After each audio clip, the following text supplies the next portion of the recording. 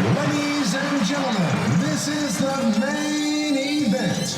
Fight fans worldwide, you tuned into the #1 undisputed boxing podcast today. This is the Boxing Breakdown.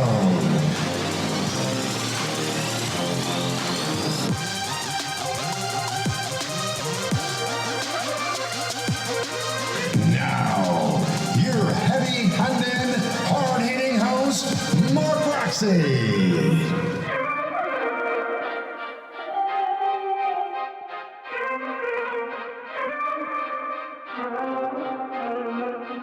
What's up? What's up? What's up?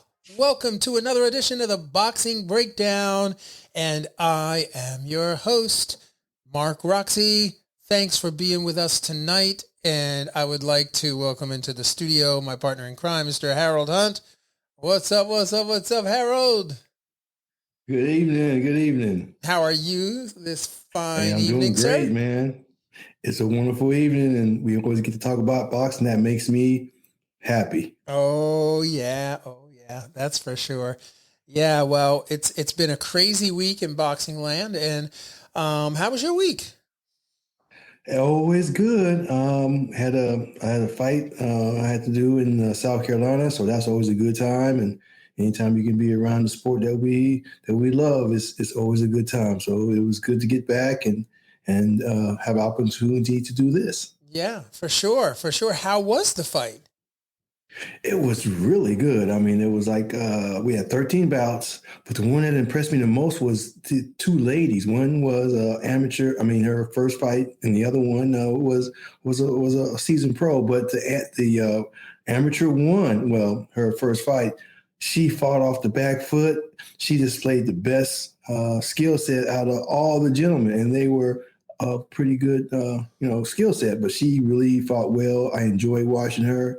And she fought off the back foot, and it was nice being able to score that fight, knowing what I was looking at. So she had a good time. She had a good fight. Did you, by any chance, catch her name?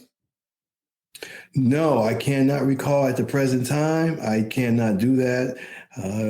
I will in the future have the names when you ask me, but she was excellent. So I'll try to get that up before the end of the evening. Yeah. Okay. Cool. Yeah, I mean, I also want to give a big shout out to our good friend, Mr. Walter Whyte, who is the sound of the opening of the Boxing Breakdown. That is Mr. Walter Whyte. So thank you so much, Walter, for always being the voice of the Boxing Breakdown.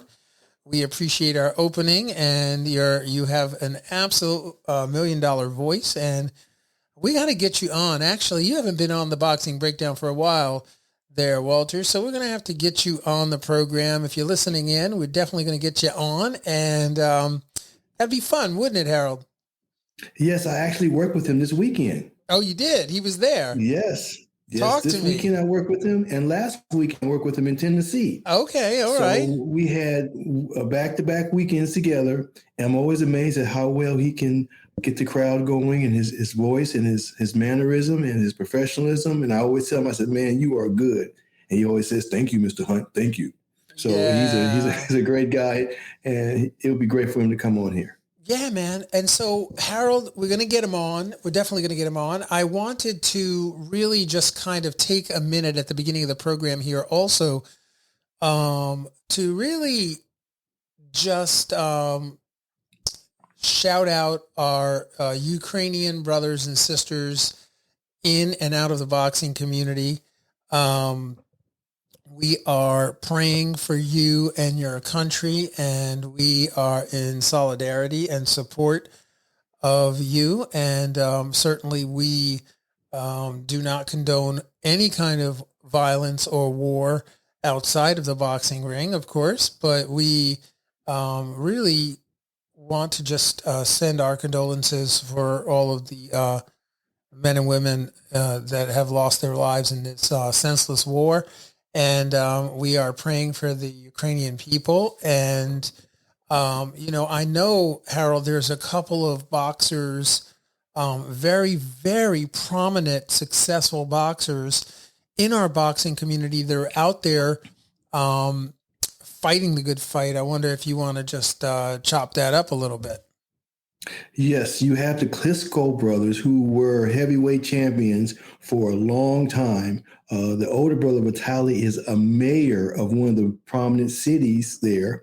And his brother, and they have both joined the army, if you will, to protect their country. Also, you have Lomachenko.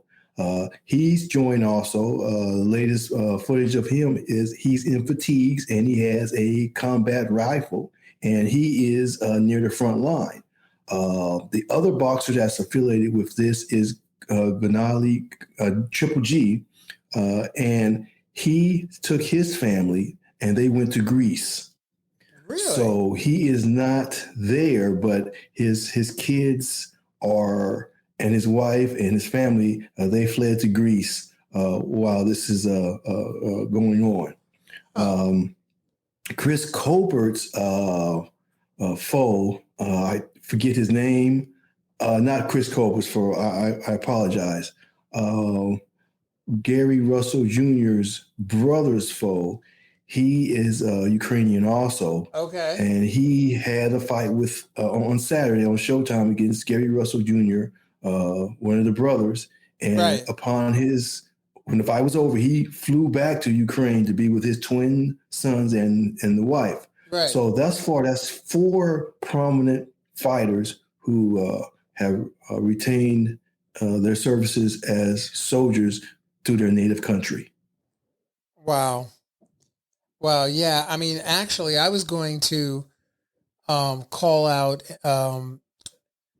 Vitaly and Vladimir Klitsko, who are Ukrainian, and they are certainly on the front lines here, and Vasily Lomachenko and Oleksander Usyk. All of those Usyk individuals also, yes, have been reported to be on the front lines and fighting for their Ukraine. So we love you guys and we pray for you guys and we hope that you will be returned to the boxing community and to the world safely. And our hearts and prayers are going out to the country of Ukraine. I don't know if you noticed if you're watching on YouTube, you can't really see this if you're on the Apple podcast, but if you're watching on YouTube, you certainly can see that we're sporting our blue and yellow colors today just to really show our solidarity there with the Ukrainian people. And Harold, man, switching topics here just really quickly, did you get a chance to see the Chris Colbert versus Hector Garcia fight? Yes, I did. It was good. Yeah, great fight. It really was a great fight. What you got on that one? Chris Colbert had a game plan for his prior foe, and he necessarily didn't look at any film. He felt that he could adjust for Martinez. However, Martinez had a relentless style, and he was fast. Right. He was quicker than Colbert thought he was, and he consistently got off first. And he just stayed in the pocket and was busy the whole time. So he really fought well. How many times, Mark, have we seen a late replacement upset the favorite? Manny Pacquiao did that, and several other fighters have done that and went on to prominence. But it was a good fight. Yeah, I mean, you're absolutely right. Those last-minute replacements, you have to be really, really careful. I mean, at the end of the day, last-minute replacements never really work out well, or very seldom do they work out well. I think in this particular case, it was really just a case of being outgunned with power, the power differential. And actually, in the fight, Garcia was able to make all the adjustments, or rather, he was able to follow the adjustments that were led by Chris Colbert. I think he adjusted maybe 2 or 3 times, actually 3 times, definitely in the fight. He tried to box him. He tried to brawl him early on. And no matter what he did, what adjustments he made, Garcia was able to make the adjustments and actually beat him in every aspect of the boxing match. So, I mean, this went on for the entire fight. And I think that it's just a matter of being outgunned. And, there's a lot to be said for skill and will. And sometimes will beats skill when, you really want to win, and certainly I'm not saying that, no disrespect to Chris Colbert, I don't think that he didn't want to win. I just think that he wasn't able to put it together that night. And, he faced a very rugged, effective fighter that knew and understood that this is his shot. This is my shot. I'm going to take this. And that's exactly what he did. He went in there and he took it. Yes. Chris knew he wasn't going to win that fight. And the last 2 rounds, he saved himself humiliation, punishment, and he had the opportunity to look at his opponent and figure out what he needed to do in the next fight. Yeah. He did not engage with him round 11th and 12th. He just stayed away from him, knowing that the fight was out of hand and there was no need for him to kamikaze himself into a win because he simply knew he lost. I was more amazed with his demeanor after the fight because during the post-fight interview, he was very candid. He said, this gentleman had the better skill tonight. I simply wasn't able to answer anything he did. I would like to do it again. Right. And I take my losses as I take my wins in grace and as a learning experience. Yeah. So instead of having that negative situation where they make excuses and this, that, and the other, right, he simply said, I was beat. But he showed that in the last 2 rounds by not engaging and allowing that fight to just kind of play out. Yeah, no, I definitely agree. I mean, it's unfortunate because I know that Chris Colbert was looking for some big money fights. He was looking to really step up. It's considered a prospect for sure. But I know that he was scheduled to lock horns with the likes of a Shakur Stevenson, although nothing was really in stone or written. I know that that's what he was going for. And, purportedly, Shakur was watching the fight. Shakur Stevenson was watching the fight, really just like he was like flabbergasted. Like, I can't believe this guy was talking all the smack and wanted to face me and puts on a performance like that down. I don't know how many times he was down, but it was a lot. He was down a lot in the fight. And just clearly there's levels to this. I just think it's an example of just maybe just having a bad night, but really just being outgunned. I don't think it's all attributed to a bad night. I do think that he was just simply outgunned by a better fighter. And I think that we gotta take our hats off to Garcia because, really, Hector Garcia is a player, I mean, I'm sure there's lots of room for improvement. But he put on a great fight and I'm sure there's going to be bigger and better things down the road for him. And it'll be really exciting to see. True. Colbert was down only once, but he was dominated, as you said, with his best style. He couldn't find the upper hand. No, he wasn't necessarily hurt. He just was outgunned. So he didn't take a huge amount of, he didn't take a beating or anything like that. Right. He just was scored upon so many times he really couldn't, get back in the fight as far as the judges were concerned. No, there was. I don't really think there was much of a chance of him getting back in the fight at all, to be honest. All right, well, let's take a moment and let's take a quick little jump off here, and let's get into this Ryan Garcia split with Eddy Reynoso. I know you wanted to talk about that. I certainly wanted to talk about it for a couple minutes. But yeah, I mean, what you got? Ryan took the high road when he first left, said he felt like, he didn't get the proper attention he needed at the time. He didn't want to burn any bridges. Yeah. He thought that Reynoso was a great trainer. He just felt like he needed to be the focus more often than not. So I can respect him for that. Now comes a week later where you have Canelo saying that Ryan just didn't have the work ethic, and Reynoso had the ample time and the want to work with him, exclusively when his time came.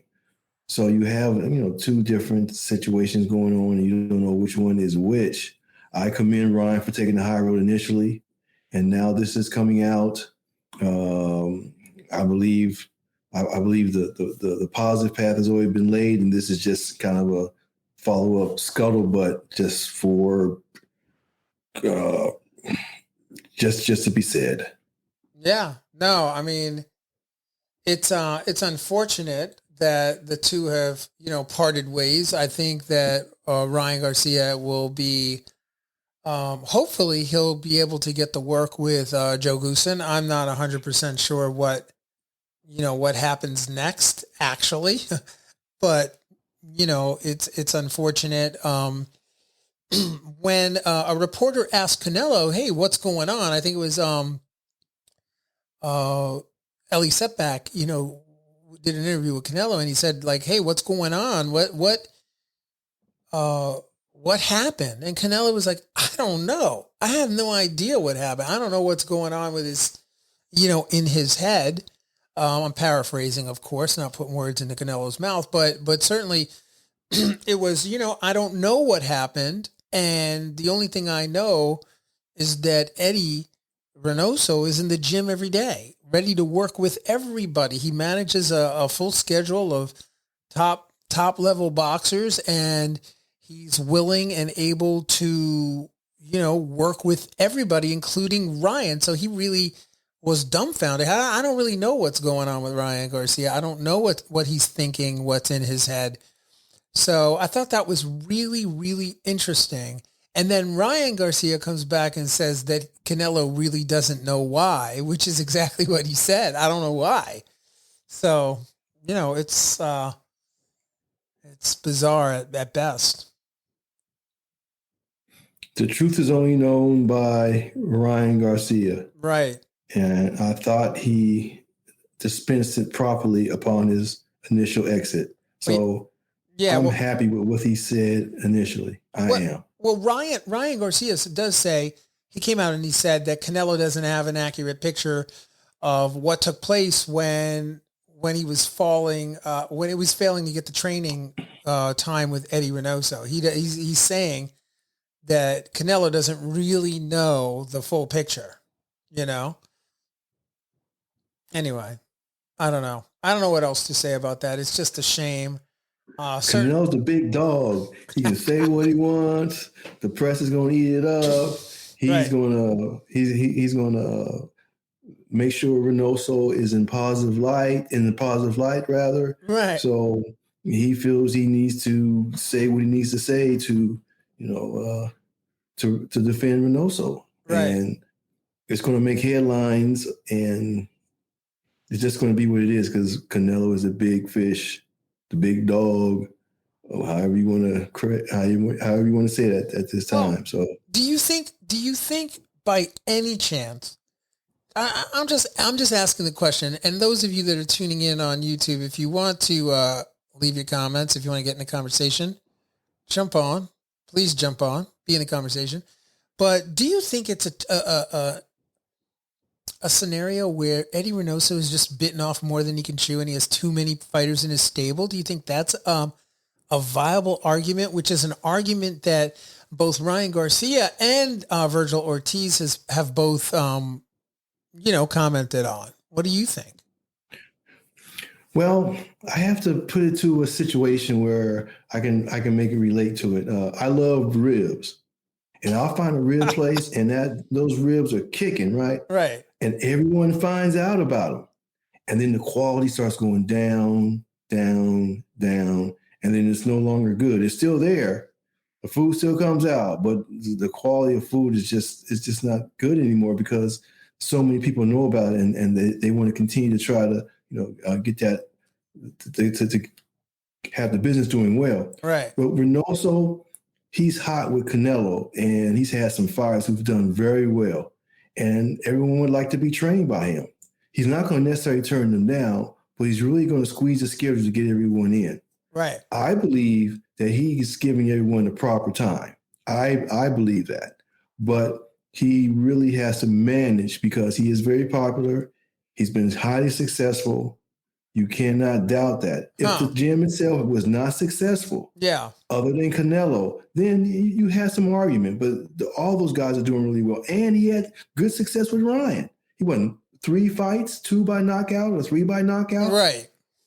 So it's tough to say Reynoso has bitten off too much because all his fighters are still successful. And what I believe 2 of them felt like they needed to leave only because Canelo is a big fish and they want that type of treatment. So they go to a trainer who's going to offer them that kind of treatment. Right. And I cannot say anything negative about that. NBA players leave to go somewhere where they can be the number 1 option. And that's just, how it goes. Well, okay. Let me throw another carrot in there. Let me mix up this boiling pot of water. What do you think about the fact that maybe it's because there's so much money involved in the Canelo camp and the other fighters aren't getting the same kind of love? Do you think that has anything to do with it? I'm just asking the questions. Reynoso has always treated everyone on par in that gym because this is the first time this kind of thing has ever come out. And it could be sour grapes or not, but he has always, from what I can see, understand, and read and talk to people, that he's even with everyone that's in the camp. Right. Canelo does the same things as everyone else, or everyone else does the same thing he does. He doesn't get any special situation. He gets his time, and everyone else gets their time. And this has never come up, previously. So to me, it's just to be said. But personally, I feel like everyone gets their due, and sometimes you feel like you just want to make a change, and he did. He did not say anything negative about him when he left. Yeah, of course, right. And it was a positive thing. Interesting. So I have to leave it where it is. I have to leave it where it is. Yeah. No, I understand, and I appreciate that. I know that Ryan Garcia is going to appreciate that, that we're going to leave it right there. And Ryan Garcia, we will leave that conversation right there. If you want to jump on and let us know, we'd love to have you on our program. You know that. We'd die to have you on our program. I think our ratings would go up. If we had Ryan Garcia on our program, could you imagine what would happen to our ratings? Oh my gosh. It would probably get a YouTube check. It would probably mostly be girls, probably mostly be all the ladies, that just are in love with the guy. He's definitely model quality. So I get it, hey, bring him on. Yeah, but listen, I want to see what Joe Goosen does with him and see if he can get back in the ring and start cracking again because, boxing fans do want to see Ryan Garcia as well. And they do want to see. Joe Goosen was there when he was an amateur. So he knows his work ethic. He knows how buttons to push. That's right. So he's going to not give him that prima donna type of work that he wanted and he saw Canelo getting, and he wanted that type of thing. Right. You know, and he can get it. He has the following. He has the style. He's Right. young. He has the cosmetic look for the female population, if you will, and he can fight for us. Right. So if you want to be treated thusly, so be it. But continue to win by knockout. Yeah, man. You better continue to win by knockout for sure. For sure. So here we go. On to the big guns. Okay. So we've got, let's see if I can pull it up. Yes. We've got Canelo versus Bivol. Bivol. You know, there's a million ways people say his name. I think it's Bivol, right? But WBC World Lightweight Heavyweight Championship on the line. Legacy is earned. I think that's going down on May 7th. If you look here, it's a Matchroom event. It's a Canelo Alvarez event, the Zone pay-per-view. But what you don't see is where it's happening, and I believe that's because, Harold, that's because they haven't really set a location of where it's actually going to happen. Canelo Alvarez versus Dimitri Bivol could occur in Dubai in the Middle East on May 7th on ESPN MX. Reports that Dubai is a potential option to stage the event. It's a superstar event, man. Canelo Alvarez, 57-1, 2 draws, 39 wins by KO, and WBA lightweight heavyweight champion Bivol, 19-0 with 11 KOs, and it's going to be a firefight. Bivol is no walkover. He's a good fighter. And it's going to be really, really interesting. And did you have anything to say about that, Harold? Yes, the site fee in Dubai is going to be crazy. It's got to be double, triple what Vegas, the Barclays Center, anything in California can possibly put up. So they're going to have a huge upper hand there, and they simply can outbid everyone else, period. So if they want to fight, they will get it because the money is going to be so tremendous. The only thing that could keep it from there is the possibility that Vegas, because of the the culture, the gambling, and that type of thing, could garner it to be there just because of all the other outside money that can be made. And all those we take into account of, or with all the people who handle all of that. But I like Dubai. Yeah, I like Dubai for that fight. I do. Well, the opulence is crazy. Well, I don't know how much Bivol will really dig Dubai, because if you recall, both of Gennady Golovkin's fights were both in Dubai. Both of the fights occurred in Dubai. And you remember what happened in both of those fights? Who won? It wasn't necessarily successful.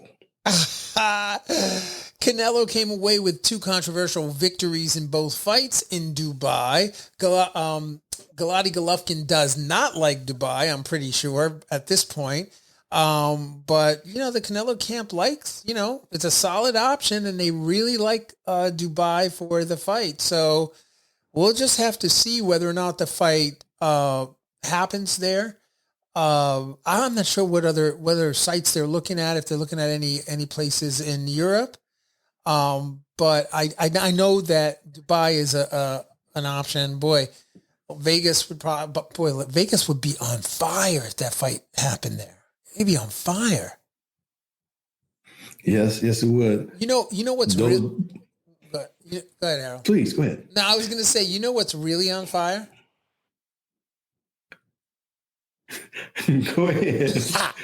It's the $160 million inside Canelo's pocket that he's getting for the 2-fight deal. He's going to be, folks out there listening in on the Boxing Breakdown, check this out. He is going to be fighting Dimitri Bivol, followed by Gennady Golovkin for $160 million, Harold. That's just a guarantee. We're not talking about the back end pay-per-view which trickles in for years after that. So he'll be getting a pay-per-view check for this fight, besides his 160, for at least 5 to 6 years, because it all has to wind up and be distributed properly. So we don't know what that back end is. And, I'm just speculating it could be another 10, 20 million. I don't know. Wow, so man. If you want to be conservative, let's say 180. All right, so check this out. Listeners, okay, do the math. Boxers that are tuning into the program, what's up? Listen to this, boxers.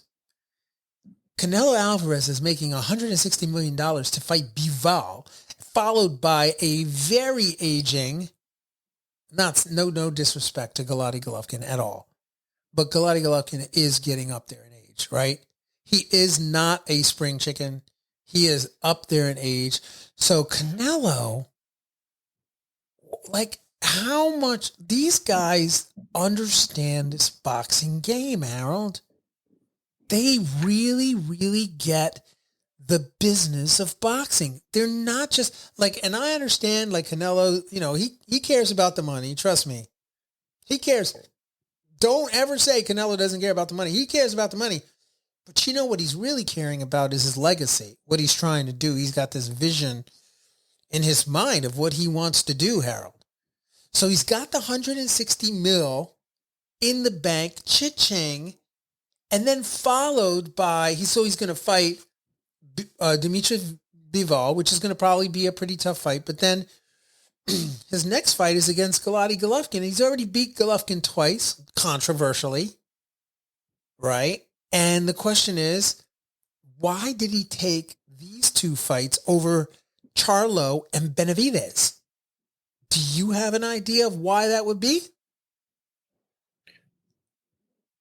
Legacy, as you said earlier. He has the opportunity to go ahead, start his run at 175. That would be a relatively easy fight, I would think. He can come back down and not easily, but have a great fight with Golovkin. Right. And then he can go back to 175 and clean up Joe Smith and Arthur. Charlo will still be there, but Charlo is a 160 pounder. Right. So when he moves up, he'll be at a disadvantage.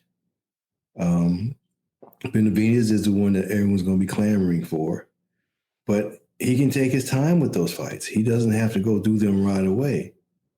While he's on this hot streak, I would do as he's doing, because those other fights will wait. The Charlo fight will wait, and the Benavidez fight will wait. So I would go get this now, and then go get those later. Yeah, so check this out. So for me, I'm looking at this in a very, very interesting way, from the calculated business side of boxing, right? Canelo Alvarez takes the $160 million. He fights Dimitri Bivol. Then he follows that by fighting Gennady Golovkin, 160 plus perks, right? So whatever. Then he gets to come back when the two young lions, the two, bulls in the china shop, Benavidez and Charlo. I mean, that's arguable. You can argue that point. But the way I see it is okay, he's taking these easier fights first. They're both not walks in the park, but they are easier fights in that he's fighting Bivol, followed by an older Gennady Golovkin. And then when Charlo and Benavidez are a little bit older, maybe they'll fight each other. Maybe they'll fight other people and they'll be a little more worn out, a little softer. Maybe he'll face them then, later on, right? But there's no reason for him to take those very tough, hard fights now, when those fights are going to be worth, if he's getting $160 million for these fights, he wins these fights. What do you think he's going to get next round? What do you think? How much do you think Canelo Alvarez will get for the next two fights? Do you think that will be $200 million to fight those two cats? It's quite possible, depending on how well he succeeds with those other two. The Golovkin fight, he should win that one. The other one is going to be a opportunity for him to show another side of himself. Wow. So, yes, I agree with you. Those fights can wait and they'll be there. But those two gentlemen will be at a disadvantage because they'll be moving up. He'll have acclimated himself to a 175 weight limit. He'll feel those punches and he mentally will be able to handle those. With Golovkin can punch, and he's going to be able to take those punches pretty easily. So going down to 68 to defend those other belts and blowing up Charlo, I really think he won't be affected by their power. Yeah. Do you remember the fight? Do you remember this fight? Which one? Oh, yes. Yes. You remember that fight, Harold? Yes. Yeah. I mean, that lets you know how long ago, in boxing world, that's a long time. Here, let me just pull that up again. It's September 16th, 2017 is when that fight actually happened. So, these guys have been at it for a while. They've been at this matchup for a while, and they're going to have their third fight, and I'm excited about that third fight. And I'm really just flabbergasted at the idea that Canelo Alvarez in a 4-fight deal could make oh my gosh, $360 million. I mean, I'm doing the math right. The legacy is more important, but after the 360 or whatever he makes, coming back down to fight Canelo, to fight Charlo and Benavidez, he still can go up and clean up to 175. Yeah, no, I get that. I really get that. And that's another 200 million or whatever. That's what I'm saying, man. You got to respect the game. You got to respect his game. And I don't think it's, some people are like, oh, he's scared to fight the Charlo, he's scared to fight Charlo. He's scared to fight Benavidez. He's not. He's just him and his team, of course, it's just not him, but they are shrewd, intelligent business people. That's it. They really understand this game. And during his prime, his physical prime, he has maybe 2 years of physical prime where he can really fight well. Mark, a boxer's prime, and he is right in the middle of it. NBA box prime is 32 to 20, 28 to 30, 33. Right. NBA prime. Right. It's in your prime is in your 30s. Physically as a man. And in boxing, Mark, you can speak to that. He's dead in the middle of his prime. He's approaching the end of his prime, but he's still right in the middle. Yeah. He'll be successful for at least 5 to 6 fights where it won't be any fall off physically or mentally. I'm just thinking, Harold, yes. But I was thinking Canelo saying, payday, payday, payday. He goes, payday, payday. He just want the payday, payday, and right? I know that. Yeah, man. What he wants is he actually wants Benavidez and Charlo to fight one another, right? He says, Jamal, by the way, that's who we're talking about, right? So he wants Jamal Charlo to face off against Benavidez, and then he'd take the winner of the fight.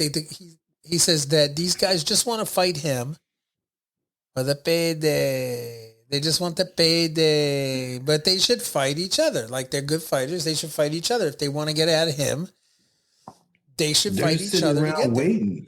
Yeah, everyone's sitting around waiting to fight Canelo. They just need to be fighting each other. Yeah, They're waiting for that golden ticket. Well, One of the commentators called it the Willy Wonka ticket. I started laughing. It was so good. I guess it was Ness right. on one of the other podcasts, the Boxing Voice, and he called it the Willy Wonka ticket, and that was just excellent. It was well placed because these guys don't want to fight each other. They say, look, we got to wait for Canelo. Let's wait for Canelo. Like everyone waited for Pacquiao. Right. They wanted that Pacquiao sweepstakes. Who was going to get it? Who was going to get it? And they wouldn't fight each other. So this is where we are now. And if they do fight, that's going to be a great fight between those two. Yeah, for sure. No, that'll be a great fight. You know? I look forward to that. Charlo's going to have to come up to 168, and Benavidez is already at 168. And the trash talk and the press behind that will be just epic. Oh my gosh! I mean, that really would be good. I mean, you'd really get a lot of hype behind it. And then you got Canelo going to the fight and going to the training camps of these guys. Oh man! Right? No, listen, that's going to be good stuff, man. Yeah, yes. It will be. It will be, Harold. Absolutely. And just a little bit more touch and go here on the Canelo front. Canelo really is just like you said. He's really just looking to make history. That's all that they really want to do is just make history. As he should. He has an opportunity. I'm not saying the light heavyweight division is weak, but it's something he can definitely handle.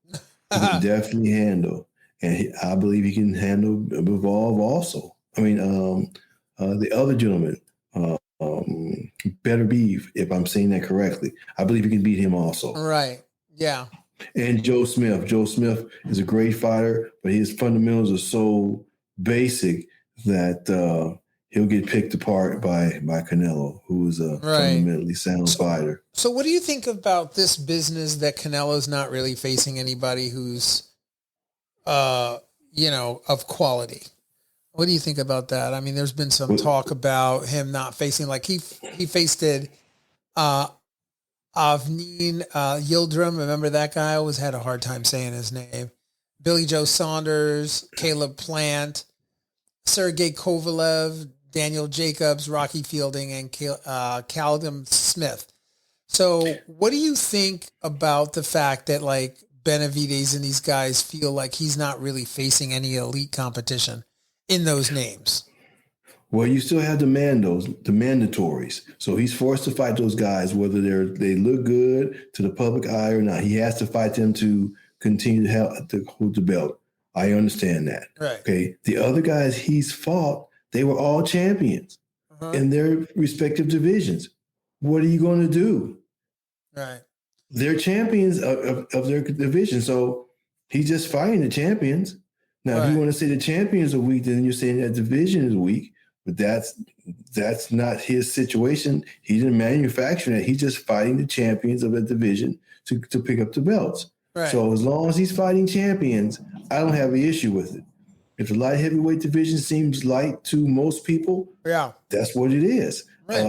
If 168 seems light to most people, that's what it is. They were still champions, and he still beat them. And it wasn't up to him, the quality of the fighters that he fought. They were champions, and they came up the way that champions do. Right.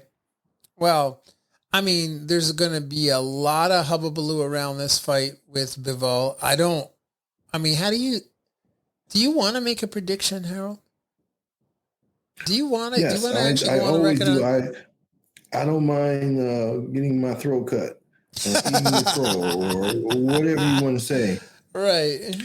I just think Canelo is just going to be able to make Bivol miss so much and frustrate him so much and be able to counterpunch.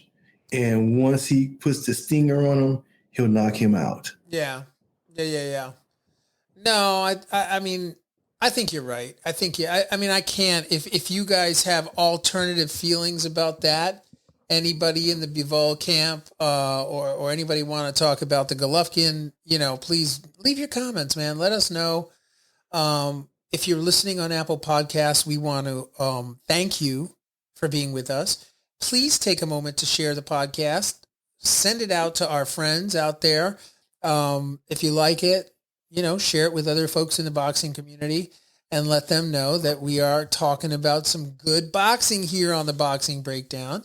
And if you are tuning in on YouTube, what's up? I know I'm not looking at the camera the whole time.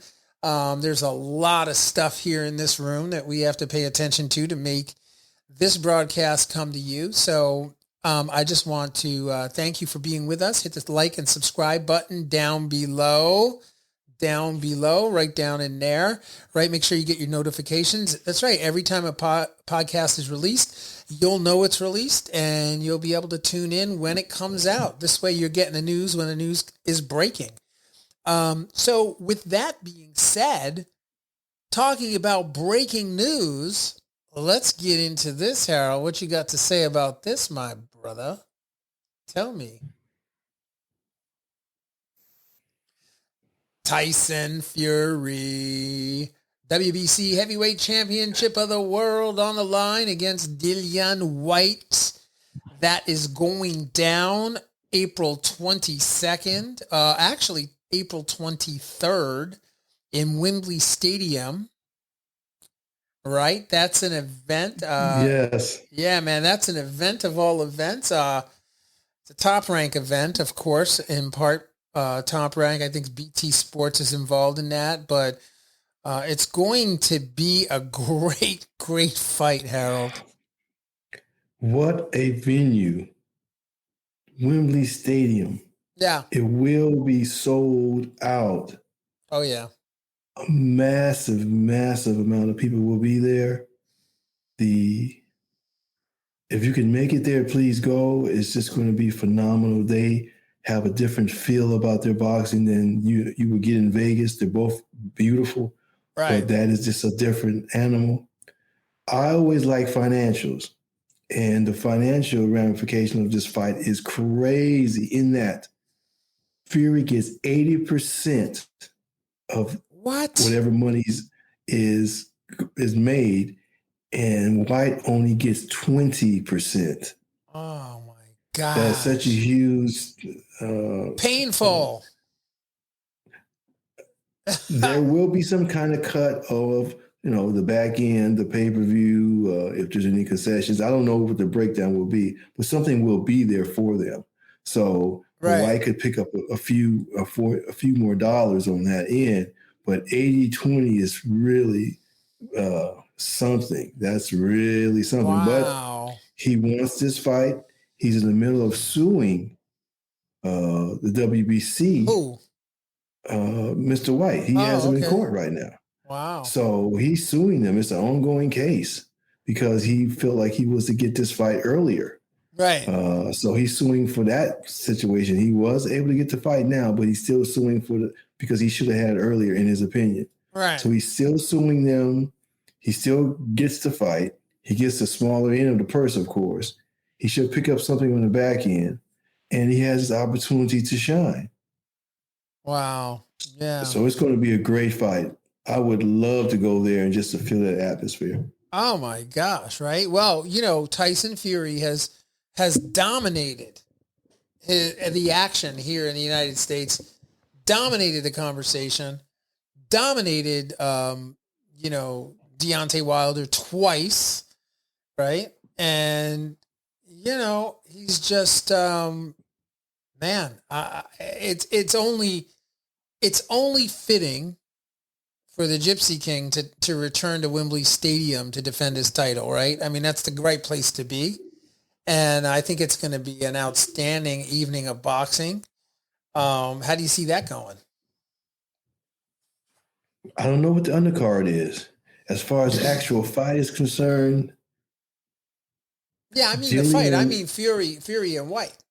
Yes. The actual fight is concerned. Well, you always have a run-up, but the actual fight is concerned, just watching Whyte, he has to be a little sharper, as in, the way he releases his punches, just a little sharper, just so he can not make a fight, but it won't be so overwhelming. He does have power. Right. And but my reference point is Joshua, and Joshua knocked him out after he gave Joshua a little work. Right. So he may have an opportunity to win. You can always win. He just needs to be a little quicker with his hands on this fight, just so he won't get sparked out of there early. Yeah. No, I mean, I see it. I see it going to Tyson Fury. You know, I think he's the quicker, faster, more skillful fighter. He's got a great defense. So he's a little taller. So I think that, you know, it really, anything can happen in the heavyweight division, man. And literally anybody can go down in the heavyweight division. That's what makes it so exciting. The odds, if you're into betting, I mean, I know that the odds are going to be super good for Dillian Whyte, meaning if you place a bet for Dillian Whyte and he wins, you'll be very happy that you did that. But I don't see it going that way. I think that Tyson Fury is just too much of a monster for this. And where do you think Tyson Fury goes next? I mean, where does he go after this? What does he do after he fights Dillian Whyte? What's next? Alexander? Usyk. Well, provided that, you know, Usyk is returned in one piece from this tragic, evil, terrible war that's happening right now in the Ukraine. So, you know, God be with him and hope that we can have him returned, you know, promptly. But we know that, you know, we acknowledge his courage and his willingness to be there and fight, you know, for his people. It's quite valiant. It's pretty amazing, you know? Yes, it is. I anticipate the world will correct itself. Yeah. We will get our fighters back and we will continue the sport. Yeah. So I'm hoping that happens and those two can unify the title and we can just move forward with boxing. Yeah. Yeah, for sure. Let's hope that that's the case. So moving forward here, Harold, let's talk. Man, let's talk about a fight that I've talked about a lot on the Boxing Breakdown. I've covered it. So if you haven't heard the coverage of the Ramirez versus Pedraza fight, you know, go back and tune into one of the previous episodes of the Boxing Breakdown. We have talked about this fight a bunch of times, and it is sponsored by Top Rank, and it is going to be on ESPN Plus Friday, March 4th, right, at the Save Mart Center in Fresno, California. Again, ESPN Plus and Top Rank. It's going to be an amazing fight. I mean, I'm anticipating, Harold, this to be a really, really great fight. It's one of those sleepers, you know. It's like the Baranchek? Remember the Baranchek and the Zapata fight? The one that got fight of the year? 50-50. Yeah, I wonder. 50-50 fight. I wonder if we're talking about a fight like that here. I don't know. I'm really hype about this fight. I'm really, really excited about the Ramirez versus Pedraza Top Rank ESPN Plus fight. I really want to see this one. I think it's a 50-50 fight. I love the fact that I can't even think about who could possibly win, or I can't even take a side.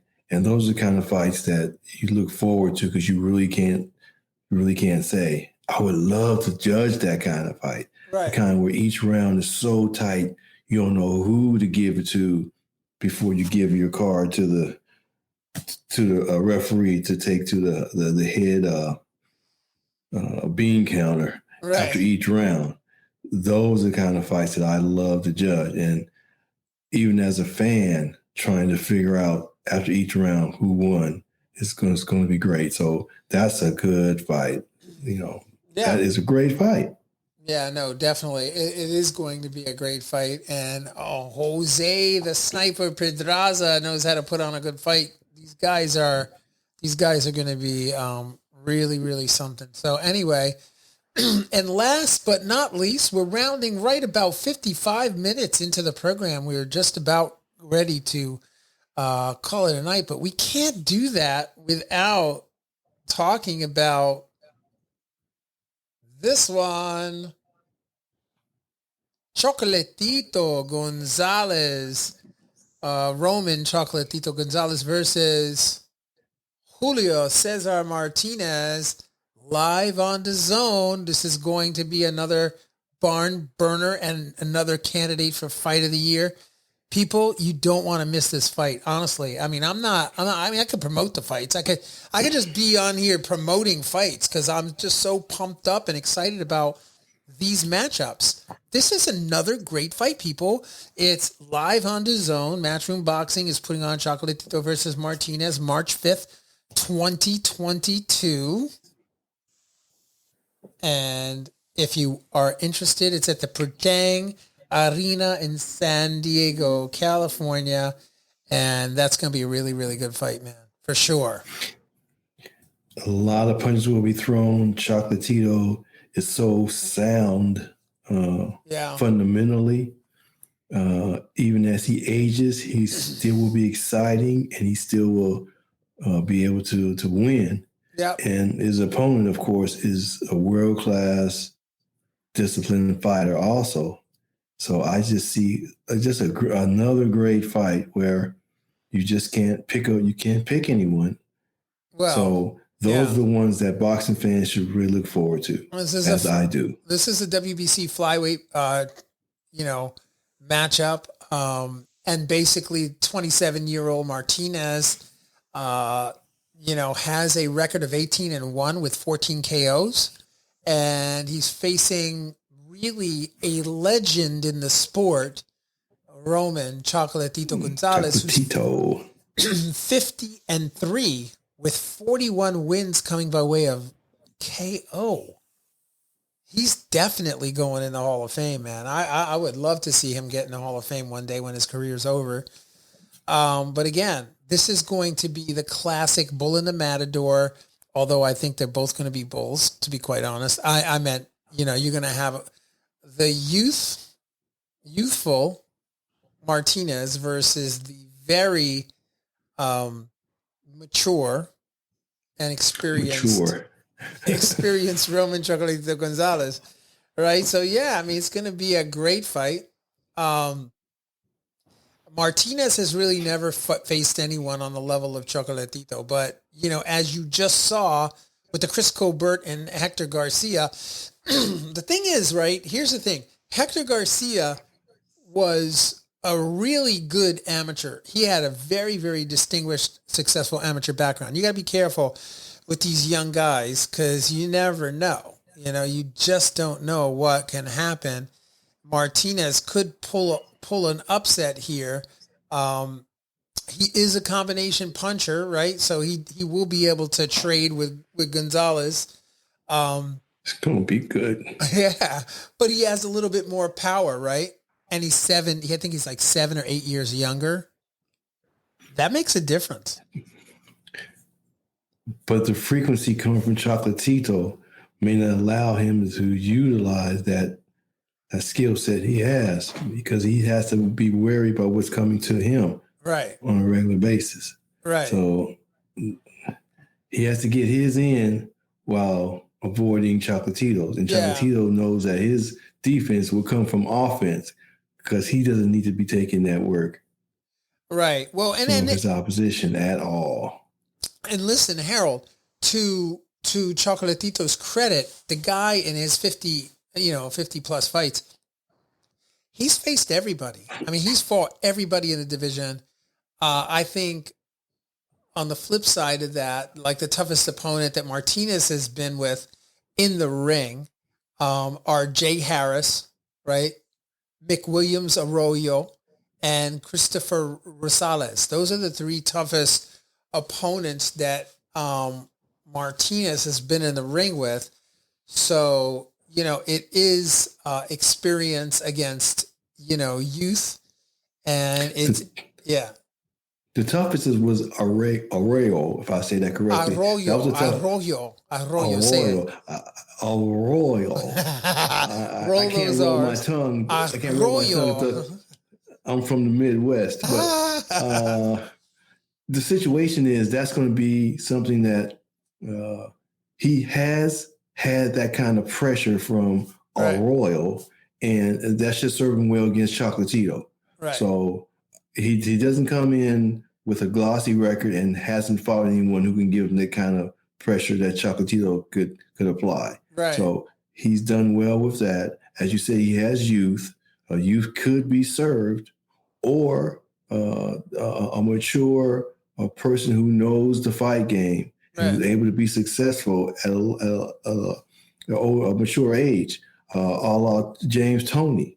Right. He fought very well as when he was older, and he was supposedly over the heel or whatever, but he had such a skill set that he was able to be successful on a high level way after people had wrote him off.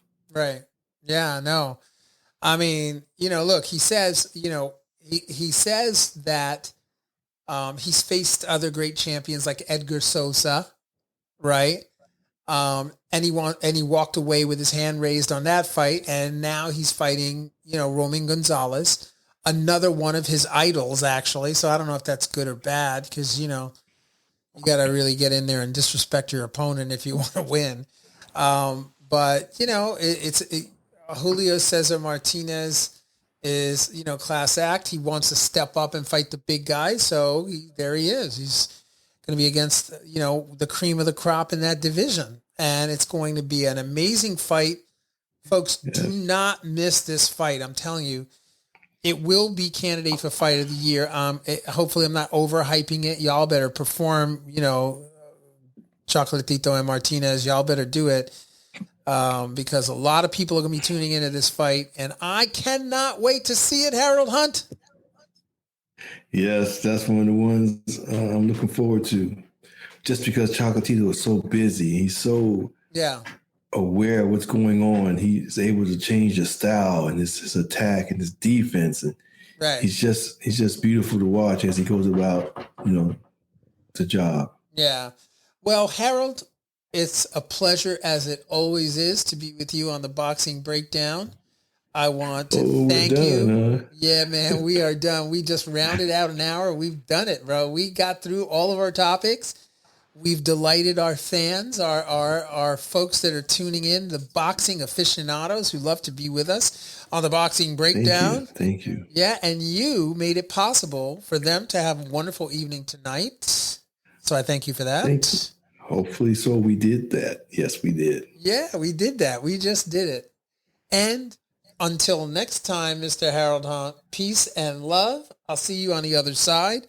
Don't forget to share the podcast. Don't forget to get on Apple Podcast and become a member there. And don't forget to hit the like and subscribe down below on the YouTube channel. Thank you so much. God bless. And let's all pray for our friends in the Ukraine. Peace and love. Yes. Boxing Breakdown is out.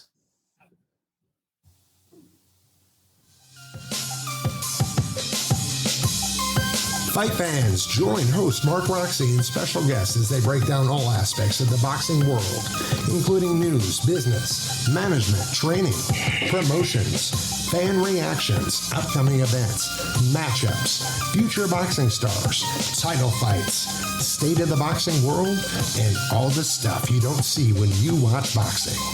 This podcast is released each week on Thursday at 8 p.m. Eastern Standard Time.